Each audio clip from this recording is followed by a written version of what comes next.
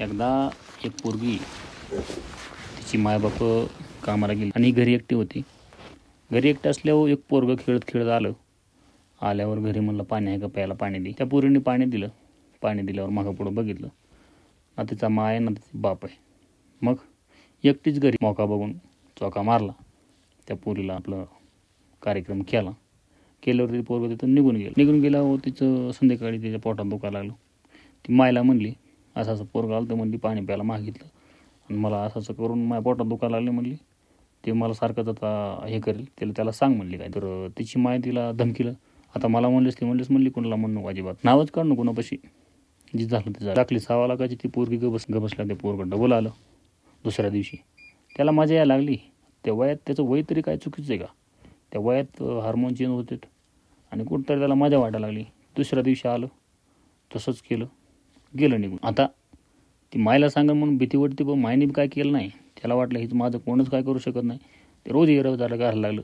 त्याचा एक गांडो दोस्त त्याच्यासोबत होता. त्याने त्याला सांगितलं असं असं एकटीच असते म्हणलं, घरी कार्यक्रम आहे म्हणला, कोण नाही काय करीत, मी आहे म्हणलं त्याच्यासोबत. चल मग ते माझ्या मित्राला बी दी, नंतर मला बी देईन, माझ्या मित्राला बी दी. दोघं बी झाला कार्यक्रम, दोघाचं बी. ते दोघं यायला लागले, दोघांनी तिसऱ्याला आणि चौथ्याला. अशी 6 पोरं जी 18 वर्षाच्या आतली होती आणि 6 पोरं 18 ते 22 मधली होती. अशी 12 पोरं 3 महिने काम करत. आता मायला ती सारखी सांगत होती, बोलत होती, पण तिची माय बिलकुल त्याच्याकडे लक्ष देत नव्हती. ती तिलाच धमकीत होती आणि गप्प बसत होती. मायबापा कामाला जायचे, ही घरी राहायची, ही पोरं यायची, कार्यक्रम करून निघून जायचे. एकाला 2, दोनाला 3, 12 पोरं झाली. 6 नाबालक निघली, 6 हे झाली. आता ही जी गोष्ट आहे ही चेन्नईमधील एक गाव आहे, पल्लवरममध्ये एक पोशिलचूर म्हणलं ही घटना. हे जेव्हा समजलं तिच्या पोटात दुखायला लागलं, जास्तच पोटात दुखून तिचा आकडा व्हायला लागला. मग तिची माय उचलली आणि तिला दवाखान्यात घेऊन गेली चंगलपट्टूमध्ये. तिथं गरिबीला वाईट असते, तुम्हाला सांगतो. जगू न देत नाही, मरू न देत नाही, दवाखान्यात घेऊन जायचं. ते ती उचलली आणि सरकार दवाखान्यात गेली. सरकार दवाखान्यात गेलं, त्याचं चेकअप झालं, चेक केलं, तेव्हा समजलं की ही पोरगी 3 महिन्याची गरोदर. आता विचारलं कोण आहे काय, तिने सगळी कहाणी सांगितली. ही 12 पोरं. मग त्यांनी पोलीस स्टेशनला लगेच बातमी दिली. पोलीस स्टेशन आलं आणि पोक्सो ॲक्टनुसार ही सगळी 12 पोरं आणि तिची माय ही सगळी ताब्यात घेतली. ताब्यात गेल्यानंतर आता त्या पोराची माय जी आहे त्याला, जे 18 वर्षाच्या वरली पोरं आहेत 6, त्यांना पोलिसांनी ताब्यात घेतलं. आणि जे 18 वर्षाच्या आतले आहेत ती नाबालिक आहेत, त्याने एक सुधारगृहामध्ये ठेवलं आहे. त्या बाईला सरकारी केंद्रात ठेवलं आहे आणि तिथून ती काउन्सिलिंग चालू आहे.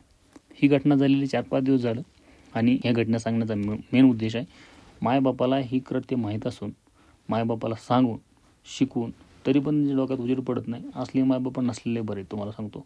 काय लहान लेकरं, काय लेकरं 18 वर्षानंतरची आतली बाहेर तोंड मारतात, मायबापाला माहीत नसतं, हे मान्य. पण जिथं मायबापाला माहीत आहे, जिथं मायबापाला सांगितलं जातं, जिथं त्यांना समजलं जातं, तिथं पण जर दखल नसली की तर असली मायबापा नसलेलं बरी. असले मायबापा लोकाला ताप नको.